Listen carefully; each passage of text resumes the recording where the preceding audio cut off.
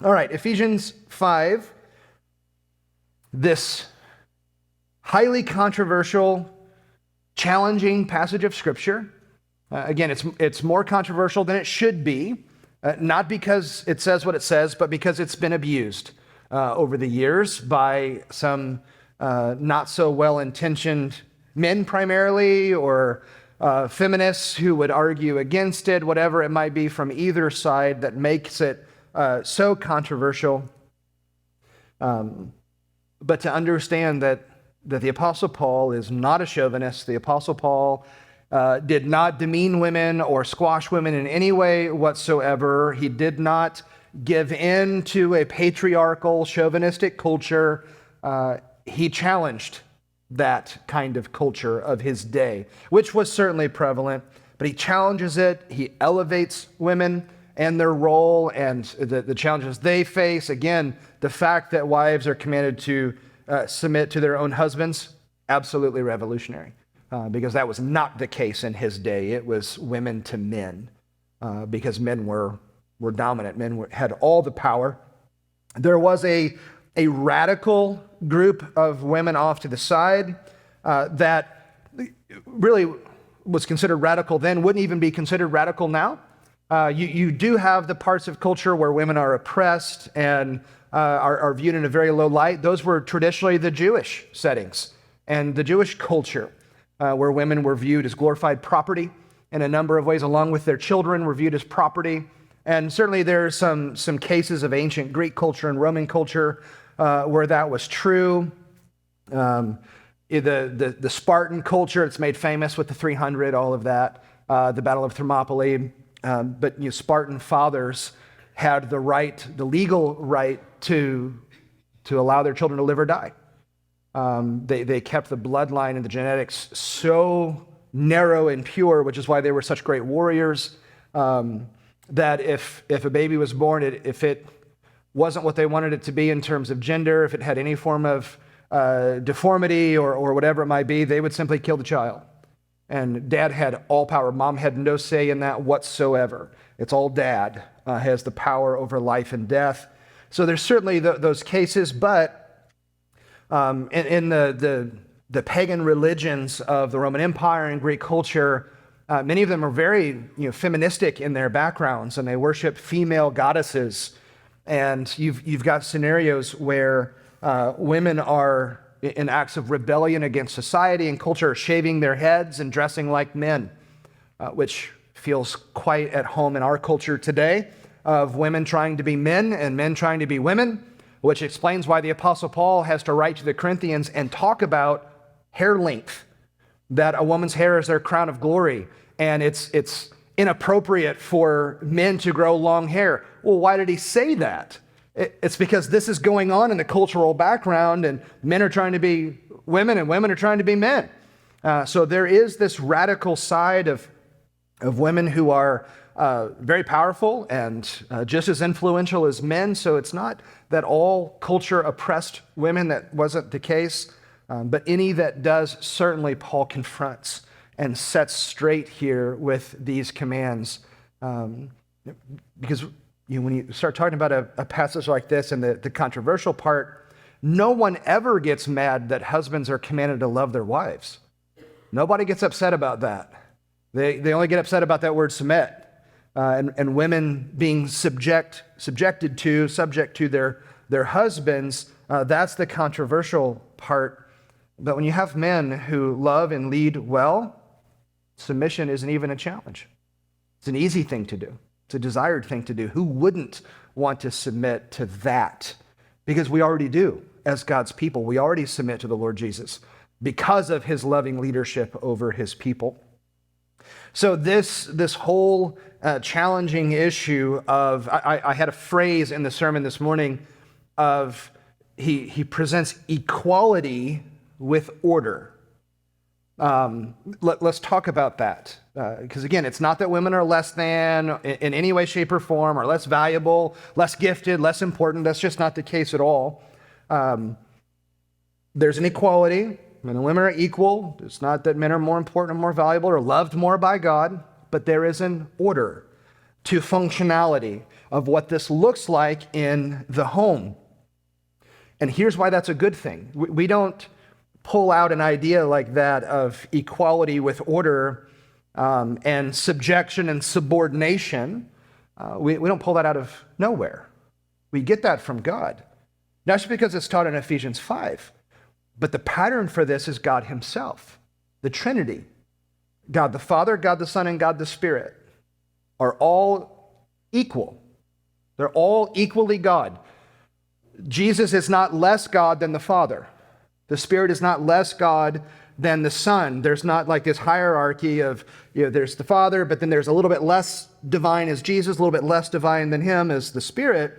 No, they're all co-equal in terms of their divinity, but they choose to function in subordinate roles, even in their equality.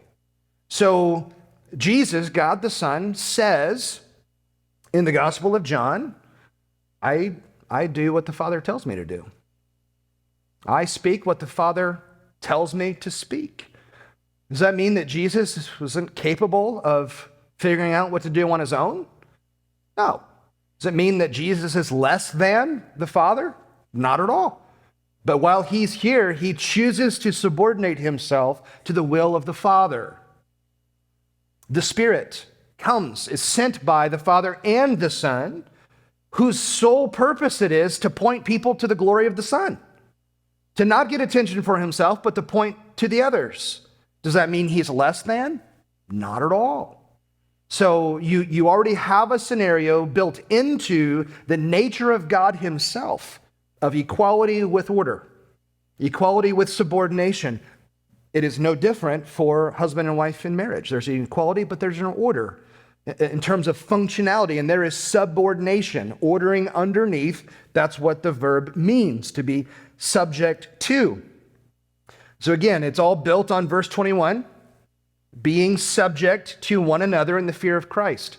When we start with verse 22, it's a mistake. You have to start with verse 21, especially considering the fact there is no verb in verse 22. So if you have a Legacy Standard Bible with you, you will see that be subject in verse 22 is in italics. It's because it's not in the Greek text. Wives to your husbands is all that verse 22 says.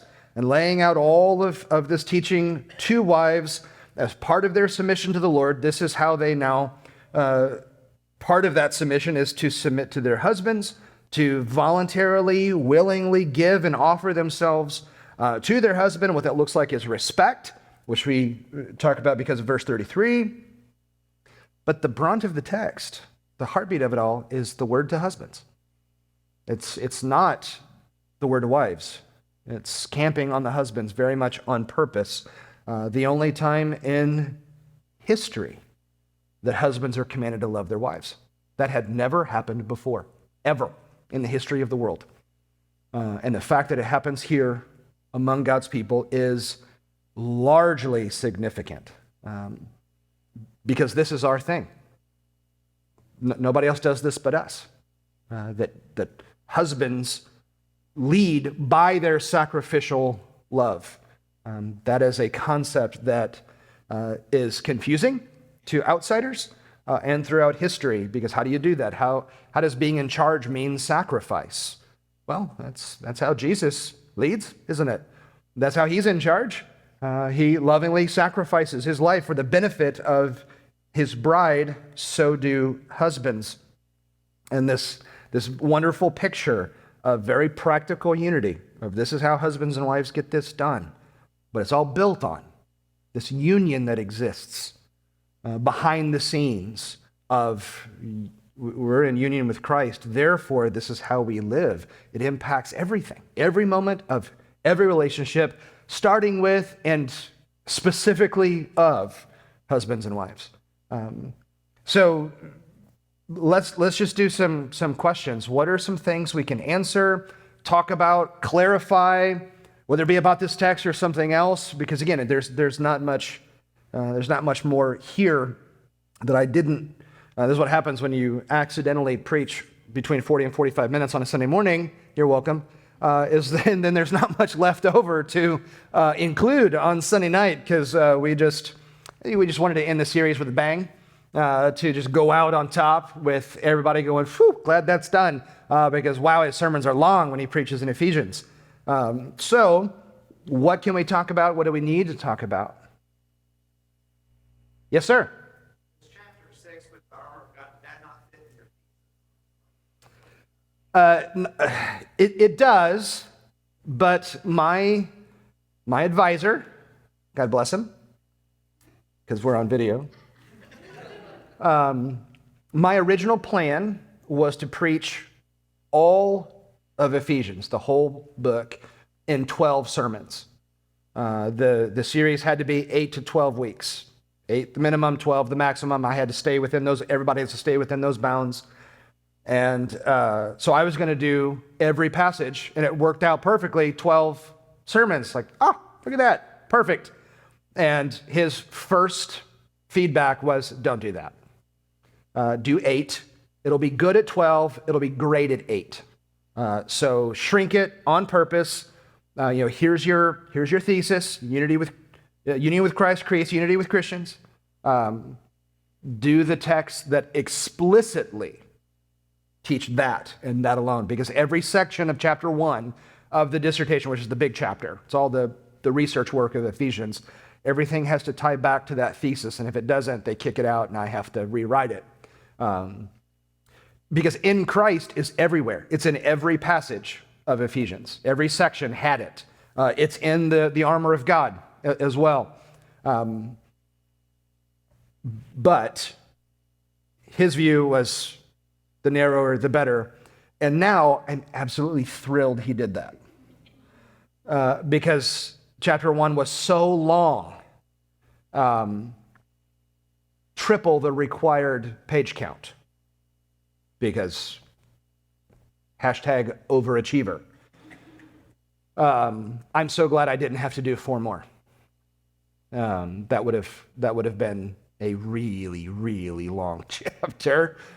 That's a 50% increase if I did 12 instead of 8. So I'm thrilled he narrowed me to the 8. So that's why these 8 passages in particular. And I didn't touch chapter 3. We just skipped chapter 3 and skipped chapter 6. But we did we did half of chapter 1, all of chapter 2, all of chapter 4, and all of chapter 5.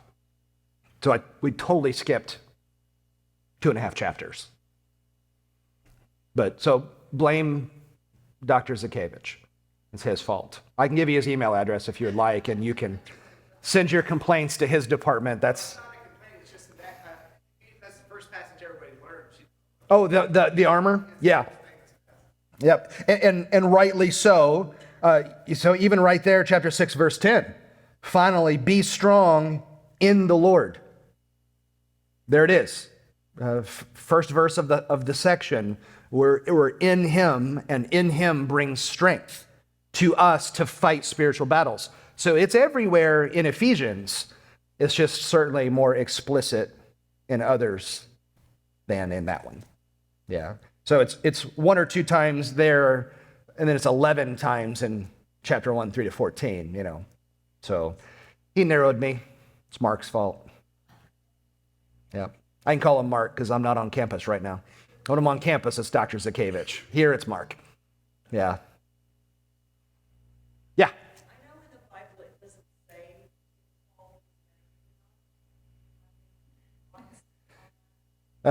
so for the camera in the recording, in the Bible doesn't say if Paul was married or not. Do I have thoughts on that? Of course I have thoughts on that. I believe that he was. For a few reasons. Paul was a Pharisee. You could not be a Pharisee unless you were married. You had to be. So I would argue he was by that fact alone. He's a young Jewish scholar. Of course he's married. They're all married. There's very few single people in ancient Judaism because a high view of marriage, and rightly so, understandably so.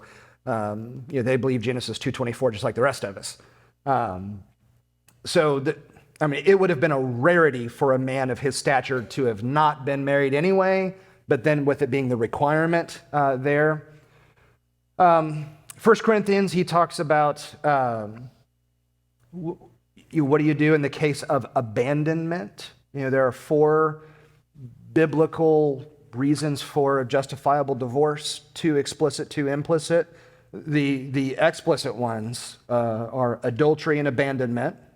The implicit ones are abuse and addiction, because they speak to the spirit of the issue and all of that.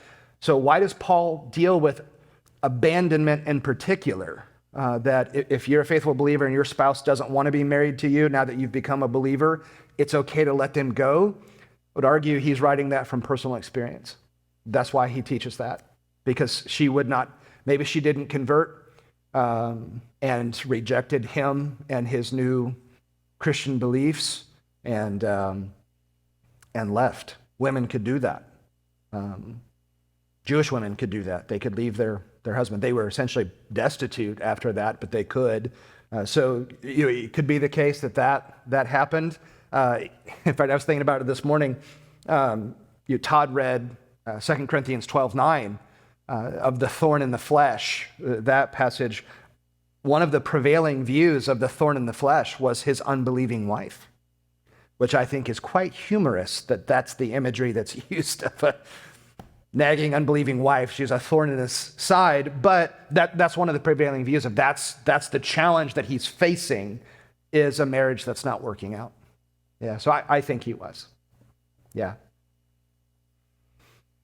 What other questions? See, those are fun. Those questions are fun. Yeah. Yes, ma'am.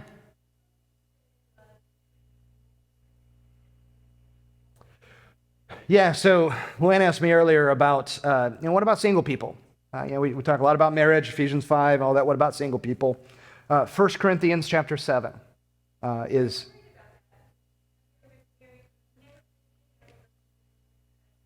Yeah.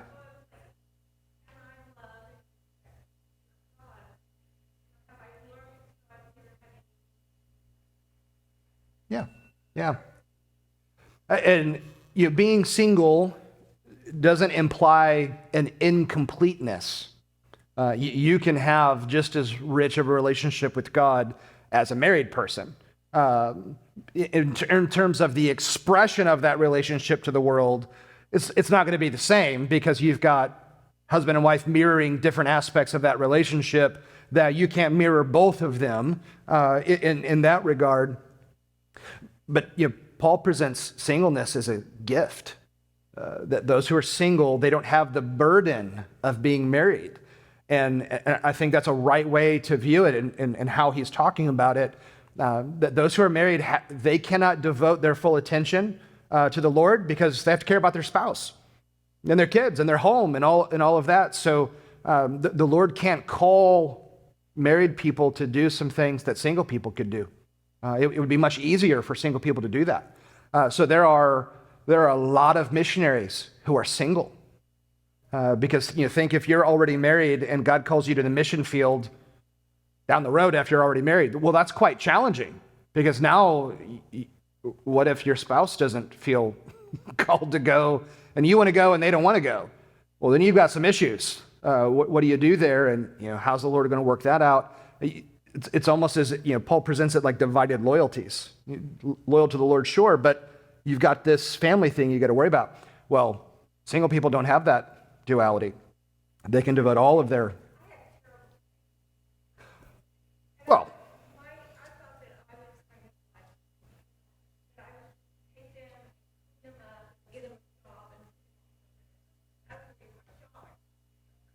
well, and sure, that's one way to go about it. Of take them, get them all cleaned up. It sounds like you're fishing. I'm going to go fishing, clean it, and we're going to send it to the grill, and whatever. And that's okay too. So don't feel for an instant that you're incomplete. Even from a spiritual standpoint, none of that's the case. That really, the way that you should view it is, I could do things for the Lord that these other people can't do, and begin to ask the Lord what that would be, because there's some gifts there. Yes, ma'am. It's 1 Corinthians 7. Yep, 1 Corinthians chapter 7. Yep. There's a lot going on in 1 Corinthians 7, but that's part of it. Yes. Well, you're among friends, so it's okay that, you can just air the dirty laundry here. Yeah. Yeah.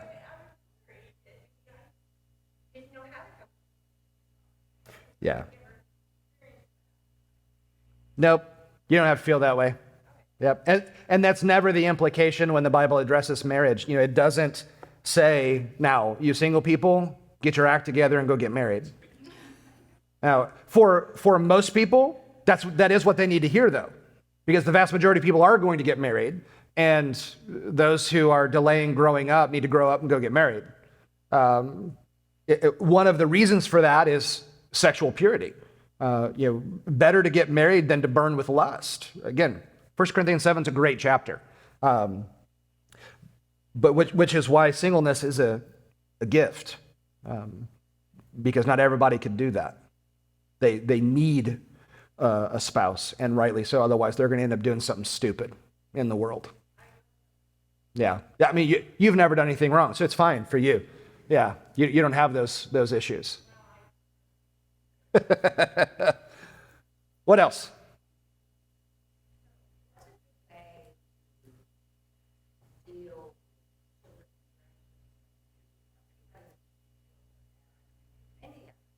Yes.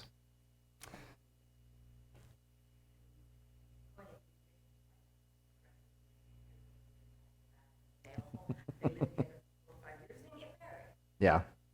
Yeah. So how do we then handle kids, grandkids, who the majority are moving in together? We address it from our end in premarital counseling, because they all come to us to get married. And really anymore, you can't tell the Christian couples from the non-Christian couples. They're functioning the same way. And it really is disappointing to see and heartbreaking to see. So I handle it differently if they claim to be a Christian couple versus if they're not a Christian couple. I get both. We're the only church of a significant size in our community that does weddings for non-members. So we get a lot of those. And so I do a fair amount of counseling with those who are not from a church background.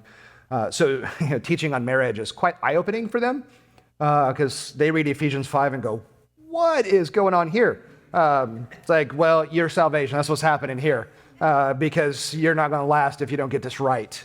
So if they claim Christ, we just go right at it, both barrels, and we don't pull any punches at all. That if you claim Christ, you cannot live a lifestyle like this. And most respond very well, positively. I'm not mean, but just clear with all of that. And they understand that they already feel guilty about it. It's the ones that don't that we typically have issues with. Well, they really have the issues. I don't. And a couple of times I have refused to do their wedding on those grounds alone. Listen, if you want to live like a pagan, go to Vegas and have Elvis do it at a drive-thru, because you can for $250. He doesn't ask you whether you're sexually immoral or not. He doesn't care. Elvis will just marry you and you get your thing and you can go to the courthouse, fine. But if you want to get married in a church under God with a spiritual foundation, why don't you act like it? Because getting married in a church is not magical. Like, that doesn't make it a Christian wedding. Certainly doesn't make it a Christian marriage. So we lay all that out. For those who aren't Christians, we still talk about it. And boy, I don't think I've had a non-Christian couple that wasn't already living together for years. They all. It's just what they do now. It's just normal. Because why wouldn't you? That's just kind of their worldview. For whatever reasons, they are doing that. So we still talk about it because the stats are very, very clear. Those who live together before they get married have a 700% higher likelihood of getting divorced. Significantly higher rate of divorce because they've moved in together for a glorified trial run. Hey, let's see if we're compatible. sexually compatible. Let's see if we like each other when we are in the same house, that kind of a thing. And whether it's stated or remains unstated, behind the scenes, they still say, but if it doesn't work out, I can bail. That's fine. Not a big deal. Well, that attitude doesn't end after your wedding ceremony. And that directly contributes to divorce. So we just alert them. Here's what's going on in your head. It's a trial run. It's not a big deal if it doesn't work out. It's okay. No harm, no foul. I can leave. Well, whatever's happening before the wedding happens after the wedding. Every time. So, if one's cheating before, they're going to cheat after. If one is abusing before, they're going to abuse after. Nothing magical happens at a wedding ceremony. You leave the same people. You're just wearing fancier clothes. So we alert them, this is what's happening in your head. So if you begin to feel that, like, man, this isn't working out like I thought, because everybody goes into marriage naively, everybody. It's all going to be, rainbows and unicorns and champagne flowing from the heavens. It's not. So they get disappointed rather quickly and disillusioned rather quickly when it's not this magical experience that they want, or that it didn't fix their problems. Like, oh, I locked him down. I got him married. Like, nah, that's not actually what happened. There's a number of reasons people get married. So we tell them if that starts creeping into your thinking, reach out for help. Whether it's us, we're here to help you. We've already done your premarital counseling. We want to be a resource for you, whether you come here or not. We want to do what we can to help you. Every marriage we save is a gift to the community. So we'll do everything that we can the whole time sharing the gospel, and that's all we do. And or call a counselor, call a trusted friend. Otherwise, you're gonna pack a bag and you're gonna call it quits. Happens all the time.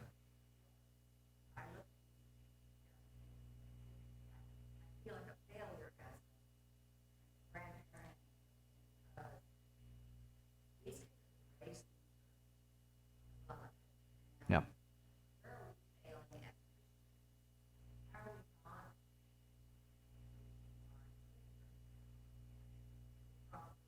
Oh, I've got lots of answers to your question. How are we failing our kids and grandkids?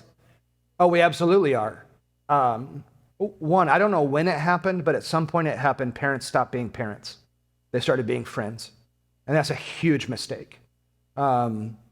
You can't be your kids' friends. But when they're adults, that's different. But when they're in your house, you're your kids. Be a parent. It's okay to be the bad guy. It's okay that they're mad at you. They're 12. It's okay.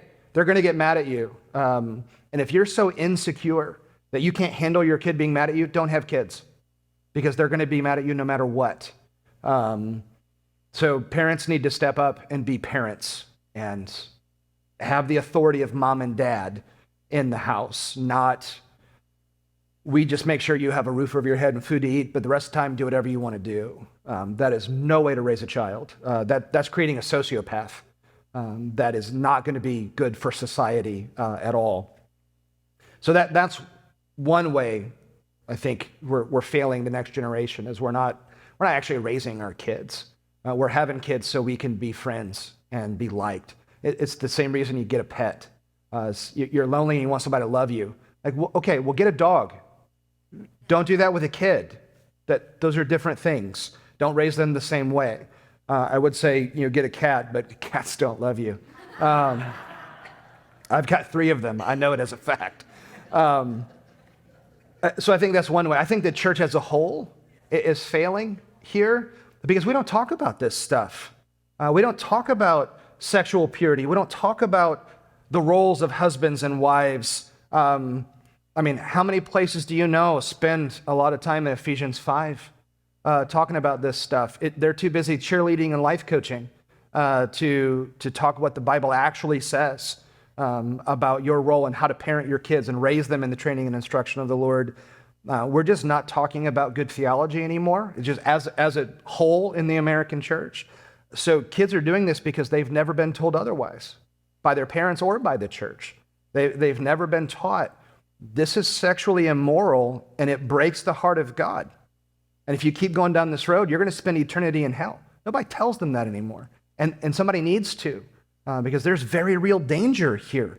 They're going to have broken hearts. They're going to have trauma for their entire adult lives because they did stupid stuff in their younger days. So somebody needs to tell them this. The church needs to warn them, come alongside parents and help. I was fortunate enough to have a youth minister when I was in high school who talked about these things. And when I did stupid stuff in high school, my parents called my youth minister, and I had to go and endure a lecture from him. He liked to flick on the head. Like, anymore, you get arrested for that. But he would flick me in the head.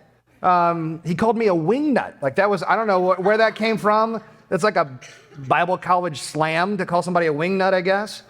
And I mean, I got in trouble with my youth minister. How many churches are so insecure now about their numbers that we're just unwilling to say hard things to people because we're afraid you'll never come back? Once you let that go, you just say what people need to hear. So we're blessed to have that here. Mm-hmm.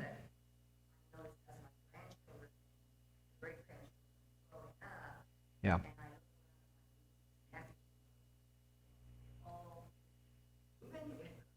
Yeah, it's unreal. It's epidemic.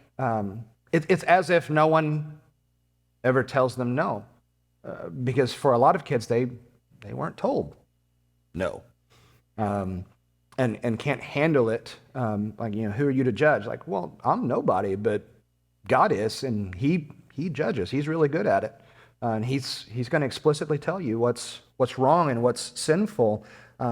People do it just without even questioning whether this is good or right or wise or anything like that. So we've tried. Again, jury's still out on how our kids are going to turn out. So they might all be serial killers. I don't know. There might be Netflix shows about them in 40 years. I don't know. We try our best to tell our kids. Empty Nest Phase 2 is coming in May. We'll have 2 out of the house, and it's okay to be sexually attracted. It's okay. You're a sexual being. Like that, God made you that way. So it's right and good to want that kind of relationship. So get married. It's real simple. That's okay. That's not a bad thing. So instead of meeting these needs in a sinful environment, why don't you meet them in an environment that God endorses? So it's okay to get married young. That should be embraced. Well, think of previous generations. 20, 21, 22. That's marrying age now. It's mid-30s. So who's going to maintain virginity in the mid-30s? I mean, it's very rare that someone's going to do that. And even then, I mean, access to pornography and all that kind of stuff, like, it is too easy to do something sinfully and sexually stupid. So God provided a really simple solution to that. Get married. I mean, again, read 1 Corinthians 7. It's like the magical chapter tonight. Read 1 Corinthians 7. It's in there. Why do this? There's a sexual outlet in marriage. Embrace that. So it's okay to get married young. And we need to stop telling our kids, you don't have to be an adult until you're 30. You don't have to grow up. You can go to college and be a kid for 4 more years. No, you need to grow up. Yeah, go to college, do your thing, but you need to learn how to be an adult. That's the whole point. Is you need to be able to figure out how to stand on your own 2 feet. Mom and dad aren't going to do everything for you anymore because kids are hamstringed. They don't know how to do anything. Yeah, exactly.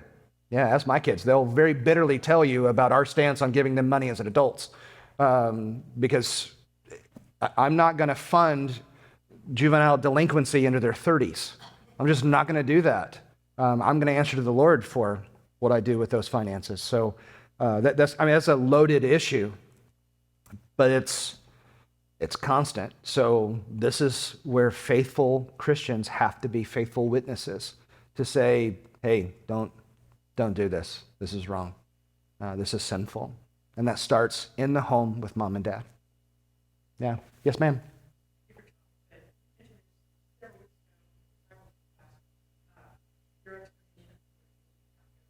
Yes. Yeah, I sure can. Was that discipleship hour or was that here?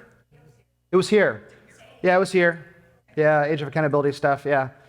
If I was pressed into a corner, I would say it's 20. Yeah. The reasoning behind that is the Israelites in the wilderness. They send the spies into the promised land. They're not out of Egypt for very long. They go right to the border of the promised land. They send the 12 spies in. They come back to report positively. And it's Joshua and Caleb. And hey, the Lord gave us this land. Let's go take it. The other 10, bunch of big babies. Like, oh, no, there are giants over there. We're like grasshoppers with them. We can't. They're gonna beat us. And they don't trust God, who had promised that he would drive them out. So the nation is condemned for their lack of trust in God. That's why they have to spend the 40 years in the wilderness. It's an act of judgment for their lack of trust in God. And there's nothing magical about the 40 years. It's 40 years because that entire generation has to die off. And those who were over 20 are the ones who have to die in the desert. Everybody 20 and under gets to go into the promised land. They are not held accountable for the nation's rebellion against God. So again, if there is a biblical case to be made, keyword if, that's it. Because there's nowhere else that it's addressed. That's beginning to line up with what we know of now brain development and all that stuff. The prefrontal cortex, the decision-making part of the brain, the will, it's the prefrontal cortex of your brain. It is not fully developed until you're 25. So teenagers don't make adult decisions. They can't. So those who thought they could when they were in high school, you're wrong. And those who think their high schoolers are capable of doing that, you are wrong. Your high schoolers are kids, and their brain is not fully developed. Read the book Strong Fathers, Strong Daughters. I don't remember the name of the author, but Strong Fathers, Strong Daughters is written by a woman doctor, and she's the one writing about this from a Christian daughter perspective, that this is what we need. We need strong fathers who tell us no because we are physiologically incapable of being adults when we're teenagers. So it's excellent research.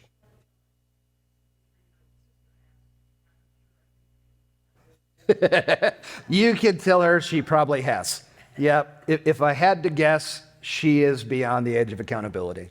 Yeah, at some point we have to answer for what we've done. Good or bad, right or wrong. Yeah. What other question? Yes?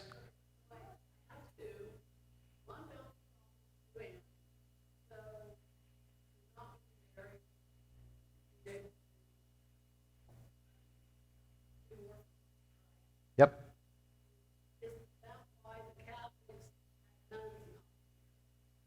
The whole single can do more for Christ. Is that why the Catholic Church have nuns not be married and priests and all? Yes, that's why. Because in theory, it means greater devotion to the Lord. Didn't quite work out like they planned. But that's the theory behind it. Yes.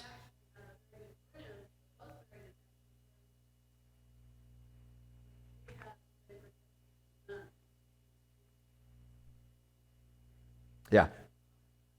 The Roman Catholic Church is loosening that restriction across the world, which they should have done a long time ago, especially when the scandals hit and all of that. But they're finally starting to put the pieces together and understand the mistake they made.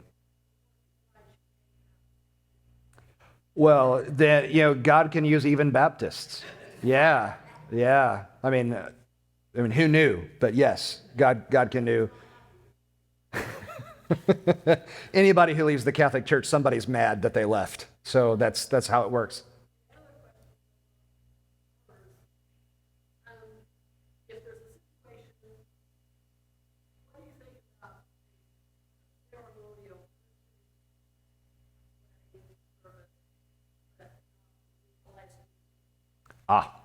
What do you think about a Christian wedding ceremony, but not legalized through the court? I understand the argument for it and reasons why there are those who do it.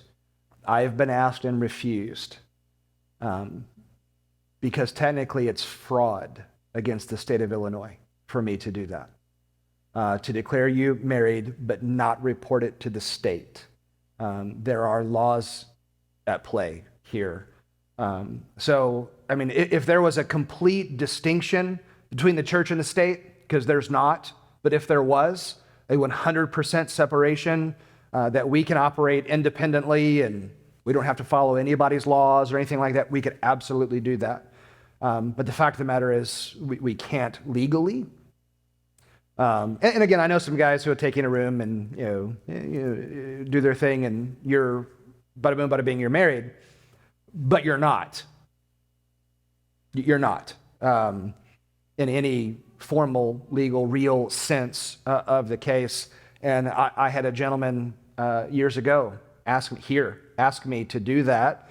I'd preached. I don't even remember the sermon, but he was convicted, longtime girlfriend, lived together, had been living together for decades, long time, and asked if I would, in my office, do a little thing, but not, it was better for their financial picture to not be married. Like, well, I'm not going to pretend to marry you so you feel better. Like, I'm not going to do that. It was to mitigate his guilt, so that he would feel better about his sexual immorality. I am not going to commit fraud and risk getting caught by the state of Illinois so that you feel better about your sexual sin. And wow, he got really mad and left the church and left very loudly in the community and said a whole lot of things that were not true about why he actually left because he didn't want to tell people. I asked my preacher to commit fraud and he said no. Because nobody says that when they leave. They make up other stuff. I wasn't being fed, whatever. And his son still goes here and is a dear friend, but Dad is not my biggest fan. So that's the way it goes. Yeah, and there are some who, maybe would feel differently about that, and I get that. That's fine. That's just where I've landed on it. I get it, but there's just some lines that I'd be uncomfortable crossing. Again, same thing with some people that I've said no to marrying them. You're asking me to literally sign my signature on a line that endorses your relationship. Well, I can't do that in good conscience. I feel like I'm violating integrity if I endorse your toxic relationship and say that you should be married, because you shouldn't be. You two should never speak again. You should move to opposite sides of the country and go get counseling separately and pretend that the other one doesn't even exist. There are some people that's the reality, but they want to, blow up a home together. And well, I'm not going to sign off on that. So if you do it after the fact, that's on you. I'm not held accountable for that, but I can't go into it knowing that's going to happen. Also, by the way, that's also how you really make people mad and they leave the church, is when you won't marry their kids. So, yeah, super fun. Yes, ma'am. No reason whatsoever. No, I didn't make a face. It's okay. So if a couple was unequal or not good at all, got married, not in ceremony, later after faith, what does that look like? I got married, got under Christ, and how much? That's a great question. So what does it look like if you are not Christians when you meet and get married? You don't have that biblical foundation, then you both come to Christ later, which is nice that both come to Christ later instead of just the one, because that's one of the issues going on in 1 Corinthians 7. Again, we just keep coming back to that. I mean, we should just everybody just get out and read 1 Corinthians 7. It's one of the issues going on is you've got one spouse coming to Christ, and it feels like you've abandoned me for another man. There's another man involved in your life. His name is Jesus. And that's a very real thing. There are books out on this. Lee Strobel wrote one called The Spiritual Mismatch. When one spouse is a Christian and the other one is not, it's really hard to live in that reality. And we could bring up primarily woman after woman after woman who would talk about what it's like to live with a husband who's not a Christian. Absolutely heartbreaking stuff. So the fact that both are tremendous, and you could say, it's fine. We'll just keep on growing and not do anything. Or you could formalize some things for ceremony's sake and kind of put a stake in the ground, sort of a deal. You could redo some premarital counseling because I would guess that it wasn't done prior. Non-Christians typically don't like to be involved in premarital counseling because what do they need it for? They don't want to hear what God has to say. So could go back because those are foundational building blocks. And that's why we do premarital. It's one so that you can assess whether you should get married or not. In fact, the resource I use literally has a worksheet in it for you to decide after the first couple sessions whether you should still get married. And because if I can talk you out of it, you probably shouldn't get married. That's helpful stuff. But foundational skills like communication and how to do that from a biblical perspective, and roles and responsibilities. Ephesians 5. You need to hear this stuff. You could do that kind of stuff too. We do vow renewal stuff all the time. People love to do that kind of stuff, and that would be a good, again, stake in the ground. Hey, from this point on, things are going to be different, and just know I'm happy to do that, and I'm a fan of destination weddings. So I'm thinking Hawaii. You guys have to fund me to go, but I'm happy to do it. I'm here for you. Yep, I'm just a servant. It's my cross to bear. I think that would be a great thing to do and quite helpful for them to kind of almost like a reboot, restart kind of a thing. Yeah, that would be neat. Years ago, we did a series. This is when I was in O'Fallon. We did a series on marriage for I forget how many weeks, and it culminated the final week. The way that we preached on marriage was we did weddings during the worship services. So at the time we had 3 worship services, and we had multiple couples at each, and it was their actual wedding ceremony.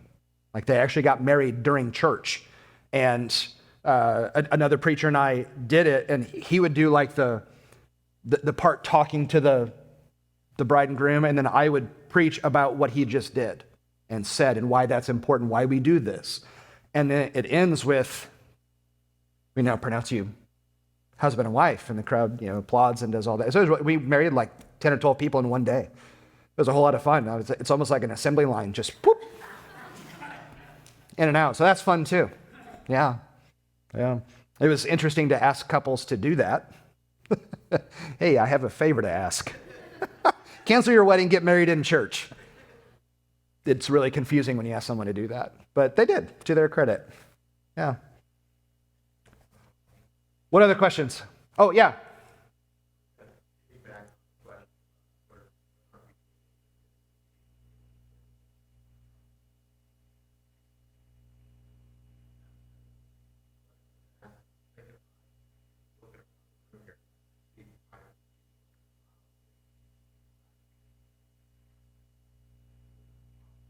Mm-hmm.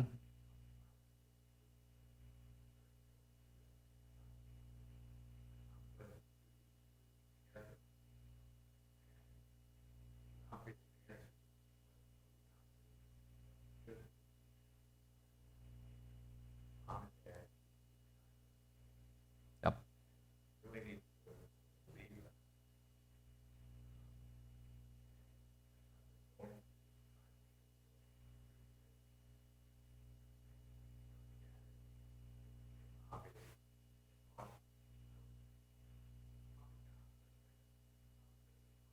It's okay to blame him for stuff.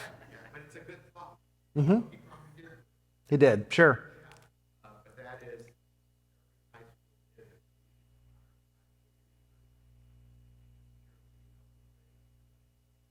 I agree.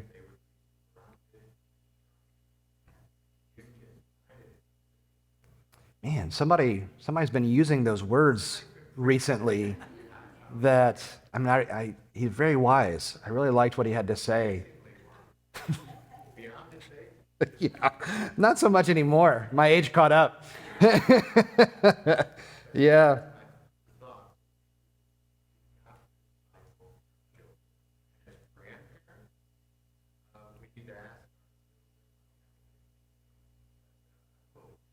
Mhm.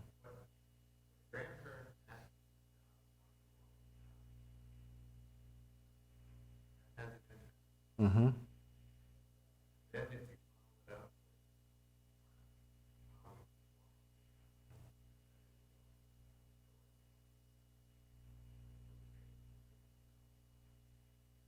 Absolutely. Yep. I am who I am because of my grandmother, my mom's mom. Um, Almost in spite of who my parents were, but because of my grandmother. Again, when I got in trouble, I was sent to two places: Jim Quick, my youth minister, and my grandmother. And both were far worse than having to face my parents. And grandma always said, grandma died in 2003. Before I moved back to the Metro East, where she would have attended our church. She died right before we moved back. And whenever I got in trouble and got said to her, what she continually said to me was, "You're better than that. You're better than that." Now, apparently I wasn't, because I continued to do those things. But she's the one who instilled that. Like, come on, you're better than that. And I started to believe her because she loved me and cared and helped actively disciple me. Grandparents have tremendous influence with their grandkids. Because typically, influence skips a generation because parents and kids are typically in opposition to one another, because that's what happens with parents and kids. But then grandkids come along, and the enemy of my enemy is my friend. So now grandparents are friends because they used to be enemies with parents, and now I like them, but not my parents. Like, it skips over every other generation. That's a very real thing. That's why grandkids get so close to their grandparents in a different way than they do with their parents. That's always been the case historically. And you take advantage of that. Leverage that. If you have a voice in the life of your grandchildren, use it. Absolutely the case. If your kids are still in the home, disciple them. It is not the church's job to disciple your kids. It's your job to disciple your kids. We're here to help you do that, but it's your job. Like, we're not going to be held accountable for your kids. You are, which ought to scare all of us parents to death, that we're going to be answerable for that. And it's never too late. If your kids are grown and out of the house, you still have the influence of mom or dad. You're always mom and dad. That does not change. You don't have the authority you once had. You don't have the power you once had to execute those things. But you still have a lot of sway over their lives, and speak into it. Say the hard thing. It's okay. Especially if they are so far off course. It can help. So yeah, if there's a way to disciple your kids, he kept referring to a discipleship book. This hasn't not been a public thing, but we've been piloting this year behind the scenes some smaller groups where we're actively discipling people in the church. So I have a group on Tuesday morning and a group on Wednesday night. The Wednesday night group just finished. Was that last week? Week before? They'll run together. Last week-ish, finished the book. And then the goal is for those guys now to go and start new groups and go through that book. And they are. So it's multiplying. Some of the guys from Tuesday morning will do that as well. We started ones with just women. And there's a couple now that are mixed gender. It's men and women together. with a great resource called Discipleship Essentials. So again, we've just been piloting that quietly. We've been discipling people quietly behind the scenes that nobody knew about. It's not a program that we're running. We just want to disciple every single man and woman in our church. And what does that look like? What could that produce? And again, we just started with 2 groups. By the end of the year, we had 5. Even in the first year, before it was even finished, other groups were starting. And if even half of the people who go through it start new groups, in 5 years, we'll have discipled every single person in our church. Every single one. What a gift to a church that could be. Because then, who do we start discipling? Everybody outside the church, because there's nobody left inside. So then we start talking about inviting neighbors and coworkers and friends into those. Man, what could that do? That's pretty profound. That's the power of multiplication. That's all it is. Josh Howard always talks about India, that he did a bunch of math, and if I reach like 2 people a year with the gospel, and whatever, it would take, it was like 100,000 years to reach India, something like that. I mean, it was ridiculous of what that would look like. But if he discipled 2 a year, who then decides, like a pyramid scheme, like if I have 2 friends and you have 2 friends, and all of that, they could reach the entire country of India in 13 and a half years. I mean, just like that, in one generation's time, 1 billion people could come to Christ. That's, again, math's fun, because that's what multiplication does. It goes much, much, much faster. So, what other questions? Yeah.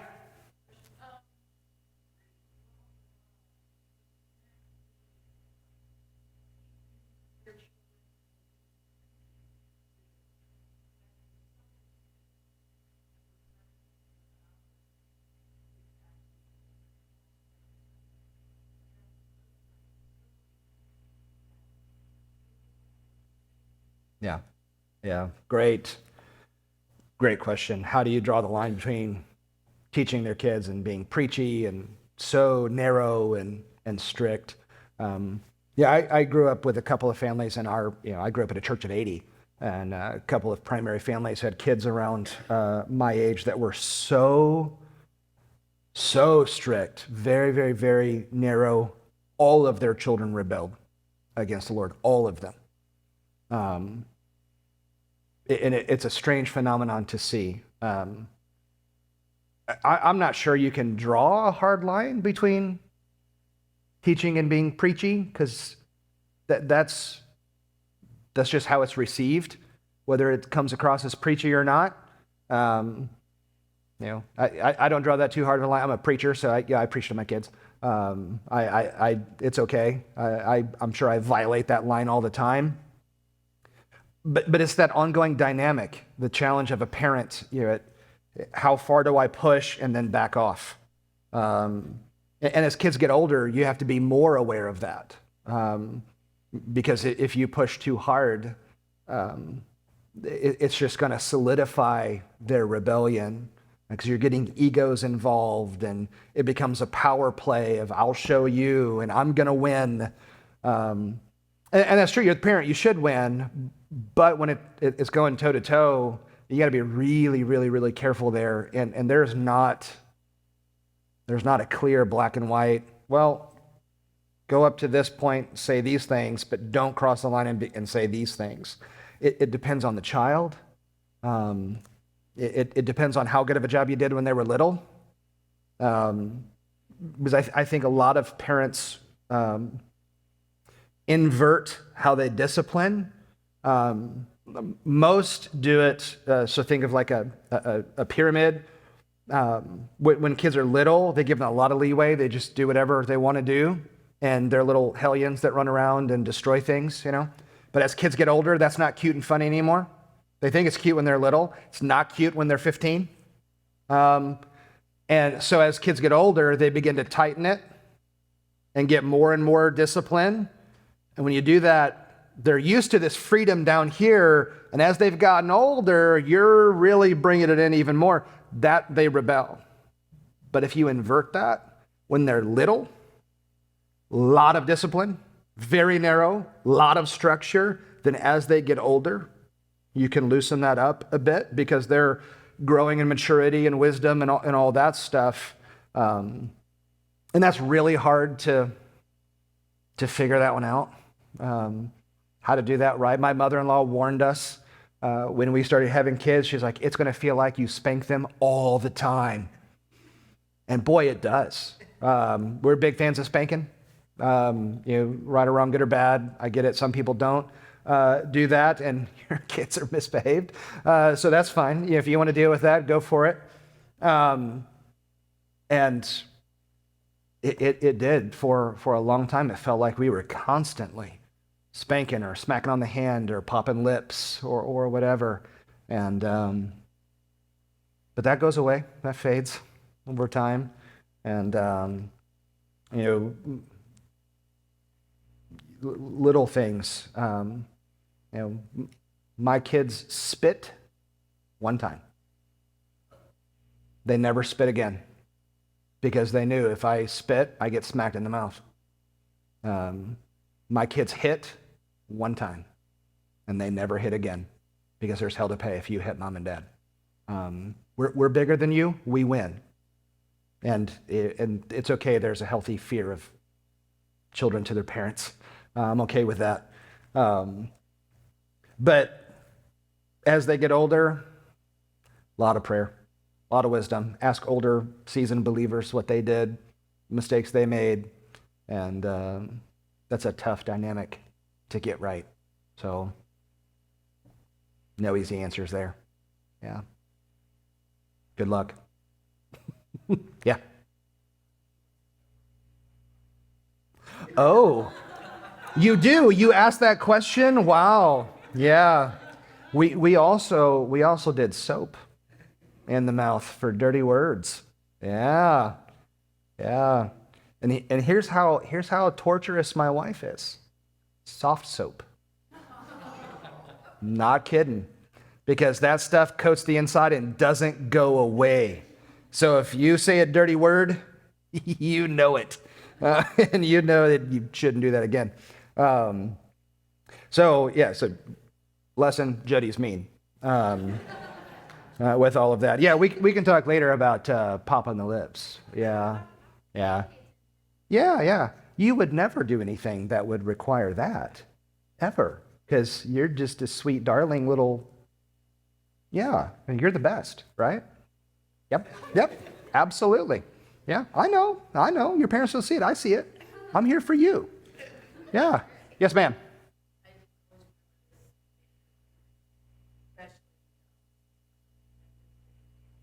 Mm-hmm.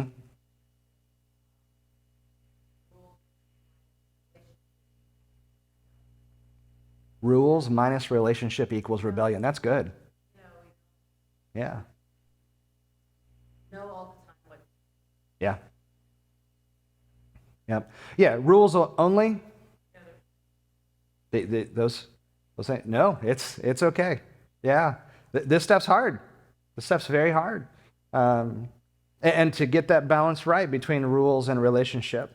Some go too far with rules. The majority go too far with relationship. And it needs to be both. There needs to be a healthy balance of both. Yeah. A lot of different things, but and I don't know who it is, and that's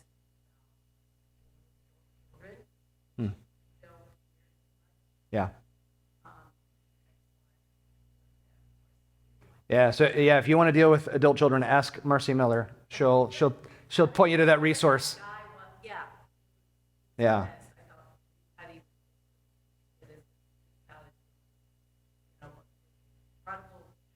Yeah. This is the dominant challenge.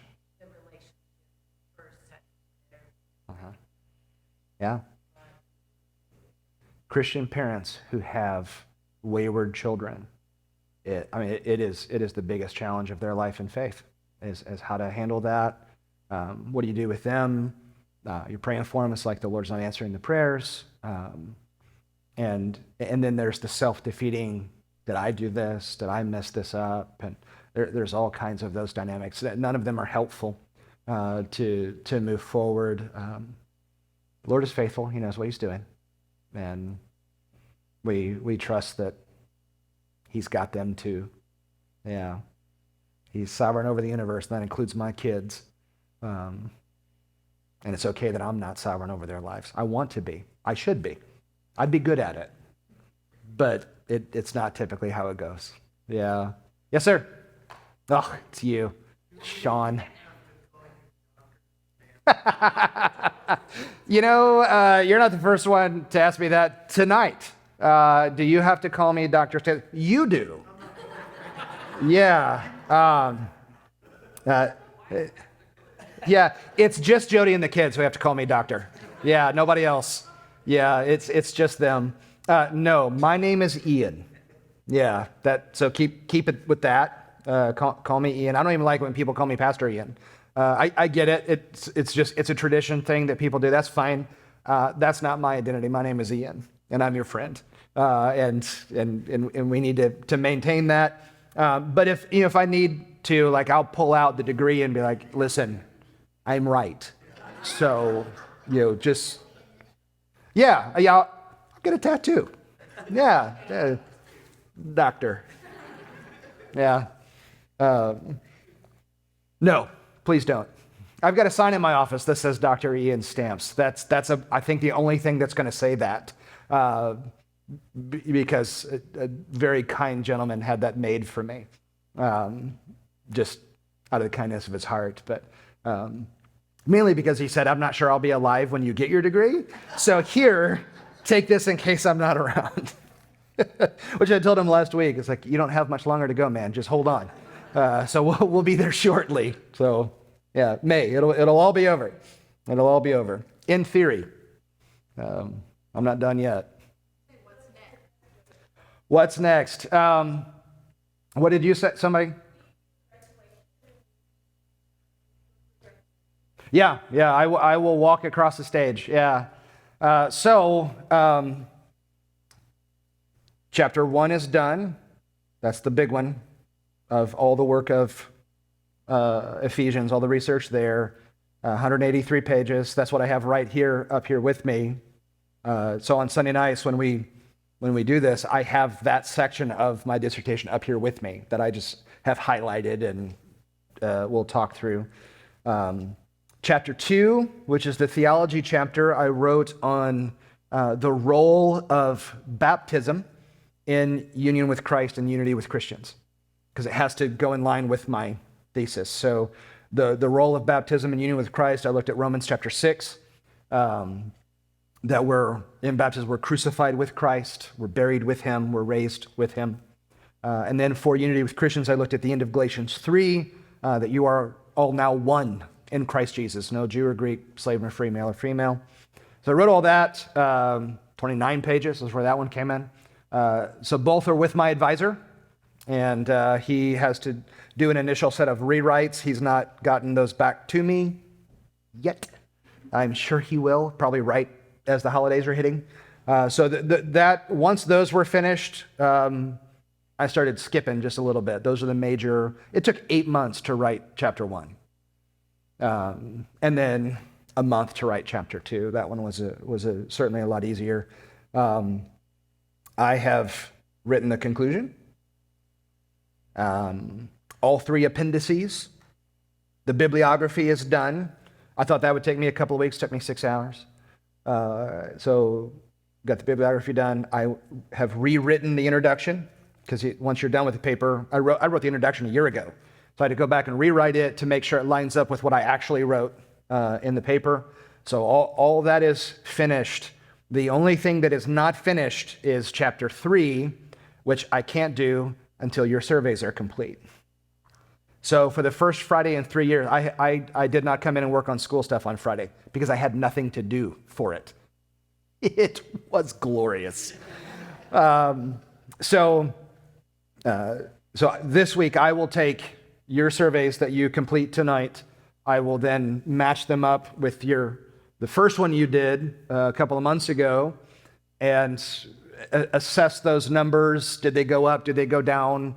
What are your open answers to the questions, all of that. So then I can write chapter 3, which is easy. It's taking my goals and assessing, did I meet them based on the surveys and the conversations and all of that. And then there's one section of the conclusion that I can't write until I have this information.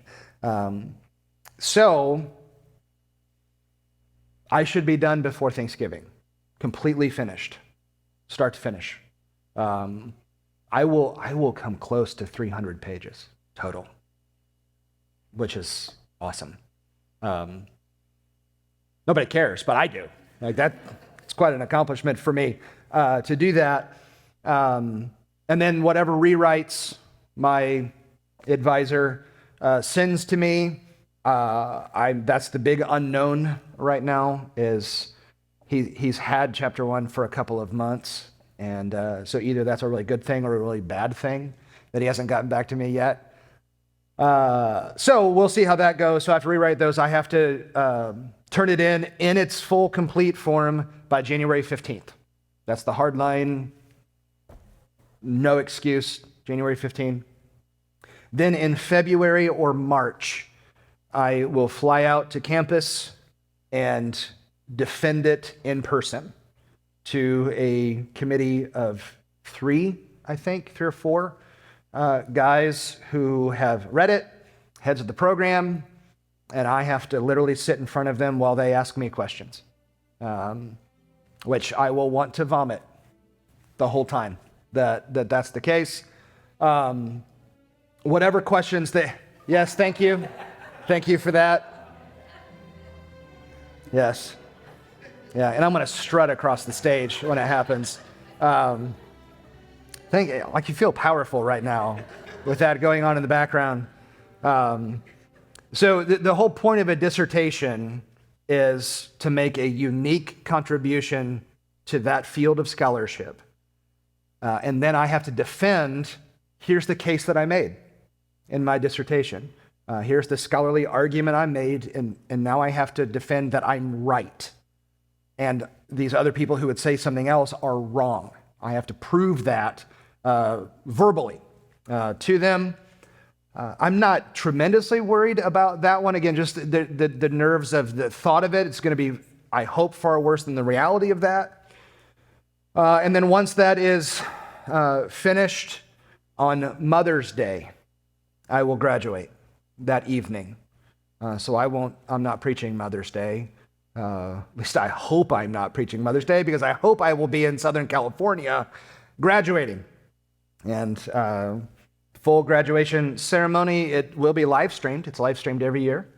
And I will walk across the stage with a diploma.